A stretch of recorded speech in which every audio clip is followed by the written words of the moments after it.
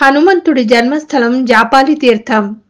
కలియుగ వైకుంఠంగా వెలుగొందుతున్న తిరుమల గిరులే హనుమంతుడి జన్మస్థలమని చరిత్ర.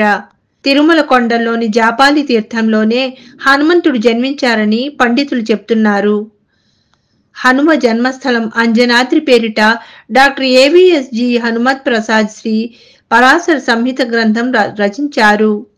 అందులో పచ్చటి కొండల నుదుటిన సింధూరంగా విరాజిల్లుతున్న జాపాలి మహాతీర్థమే హనుమ జన్మస్థలమని ఆయన పేర్కొన్నారు.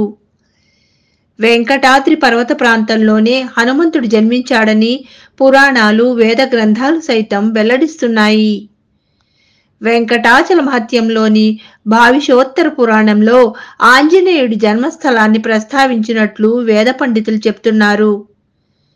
తిరుమల కొండ కృతయుగంలో వృషభాద్రి, త్రేతాయుగంలో అంజనాద్రి, ద్వాపర యుగంలో శేషాచలం, కలియుగంలో వెంకటాచలంగా పిలువబడుతోందని పురాణాల్లో పేర్కొన్నట్లు పండితులు స్పష్టం చేస్తున్నారు.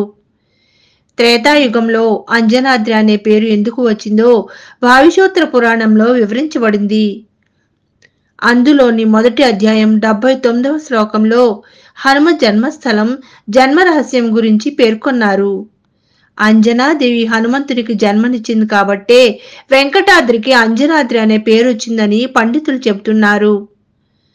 సుపుత్రుడి కోసం మాతంగి మహర్షి సూచన మేరకు నారాయణ పర్వత ప్రాంతంలోని ఆకాశగంగ తీర్థంలో అంజనాదేవి 12 ఏళ్ల పాటు తపస్సు చేసింది. ఆమె తపస్సుకు మెచ్చిన వాయుదేవుడు ఒక ఫలాన్ని ప్రసాదిస్తాడు. ఆ ఫలం భుజించిన అంజనాదేవి ఆకాశగంగ తీర్థం సమీపంలోని జాపాలిలో హనుమంతునికి జన్మనిచ్చింది. చిరంజీవి హనుమ పుట్టిన స్థలం కాబట్టే వెంకటాచలానికి అంజనాద్రి అనే పేరు వచ్చిందని ద్వాదశ పురాణాలు పేర్కొంటున్నాయి. జాపాలి తీర్థంలో హనుమ జన్మస్థలానికి ప్రత్యేకంగా ఆలయం నిర్మించారు. 15వ శతాబ్దంలో విజయరాఘవరాయలు ఈ ఆలయాన్ని నిర్మించినట్టు శాసనాలు చెబుతున్నాయి. తిరుమల మహంతుల పాలనలోకి వెళ్లిన తర్వాత జాపాలి తీర్థాన్ని అభివృద్ధి చేశారు. ఇప్పటికీ జాపాలి తీర్థం మహంతుల పాలనలోనే ఉంది.